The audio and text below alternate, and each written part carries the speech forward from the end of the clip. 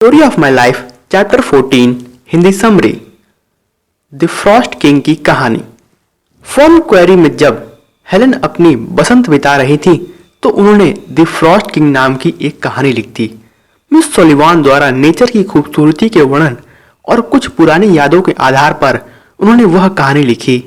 Helen story के हर word को लिखकर बहुत खुश और एक्साइटेड हो जाती थी। एक्सप्रेशंस तो उनके अंदर से उमड़ उमड़ के आ रहे थे और इन सब ने उन्हें बहुत प्रसन्न कर दिया था। वो सोच रही थी, वाह मैं कितनी क्रिएटिव हो गई हूँ। वो हर चीज दूसरों द्वारा सुनती थी तो उनकी सोच सकने की एक हद थी। कुछ लोग को उन पर विश्वास नहीं हो रहा था। वे पूछते थे, क्या आपने इसे कहीं से चुराया है क्या?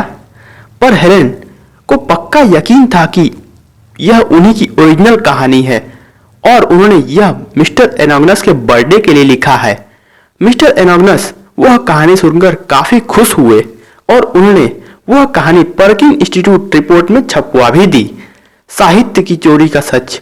जल्द ही यह बात हर तरफ फैल गई कि मिस मार्गरेट टी कैनबी द्वारा लिखी गई कहानी द फ्रॉस्ट फेरीज, जो कि बर्डीज एंड फ्रेंड्स नाम की एक बुक में लिखी थी, उसकी एक नकल द फ्रॉस्ट किंग बाजार में उतर आई है।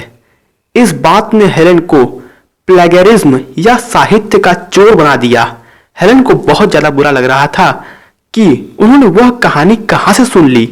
हेलेन को इस बात पर भी बुरा लग रहा था कि उन्होंने मिस्टर एनोगनस जैसे बहुत ही अच्छे दोस्त का दिल भी दुखाया।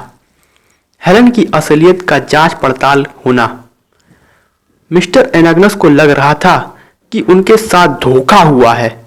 मिस सोलिवान और हेलेन ने किसी दूसरे इंसान की कहानी चुराकर मुझे इम्प्रेस करना चाहा है। इंस्टीट्यूट के टीचर और ऑफिसर्स द्वारा बने कोर्ट में हेलेन को बुलाया गया और मिस सोलिवान को बाहर रहने को कहा गया। हेलेन बहुत ज्यादा बेइज्जत महसूस कर रही थी। वह किसी भी सवाल का जवाब ढंग से नहीं दे पा रही थी। जब उन्होंने कोर्ट रूम को छोड़ा तो वो बहुत ज्यादा उदास और परेशान हो चुकी थी। वो यहाँ तक कि अपने टीचर की भी बात नहीं सुन पा रही थी। वह बस अब मरना चाहती थी। हेलेन का सच को खोजना। हेलेन उस बात को भूलने वाली नहीं थी। मिस सलिवान को पक्का यकीन था कि हेलेन ने द फ्रॉस्ट फेरीज कहीं से नहीं सुना है, पर डॉक्टर अलेक्जेंडर ग्राहम बेल की मदद से उन्होंने पूरी खोजबीन की तो उन्हें पता चला कि शायद ब्रेवेस्टर में मिस सोफिया ने उन्हें यह कहानी सुनाई थी, पर उन्हें पक्का यकीन नहीं था। हेलेन बहुत सोचती है कि कैसे वह कहानी उनके दिमाग में रह गई। साहस की कमी आना। मिस सोलिवान उनका दिमाग इस बात से हटाना चाह रही थी, पर हेलेन उसी में उलझी हुई थी। अब उन्हें तो अपनी मां को खत लिखने में भी डर लग रहा था कि कहीं कॉपीराइट इशू ना हो जाए। हेलेन को हर बात सुनकर उन सभी बातों को जोड़कर लिखने की आदत थी। नौसिखिया पोएट और राइटर्स कभी कभी नकल कर लेते हैं, पर जैसे जैसे वो समझदार और बूढ़े होते हैं वह अपनी ओरिजिनल स्टाइल को अपना ही लेते हैं। क्रिएटिव होने में दिक्कत आना। अपनी भावनाओं और रचनाओं के सामने वो बहुत ही छोटी थी, तो जो भी उनको पढ़ता तो लगता कि जैसे उन्होंने कहीं से नकल मारा है। उन्हें लग रहा था कि उनकी कंपोजिशंस चाइनीज पजल बन गई हैं। समय के साथ उनके अनुभव भी बढ़े, पर उनका एक जिगरी दोस्त मिस्टर एनोगनस उनसे बिछड़ चुका था। मिस्टर एनोगनस का सच कबूलना।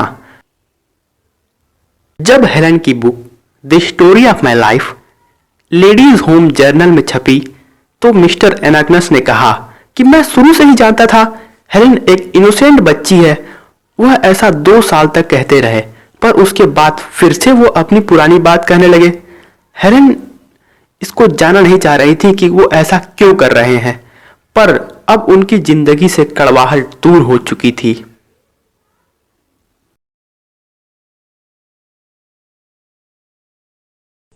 Please like, subscribe and share.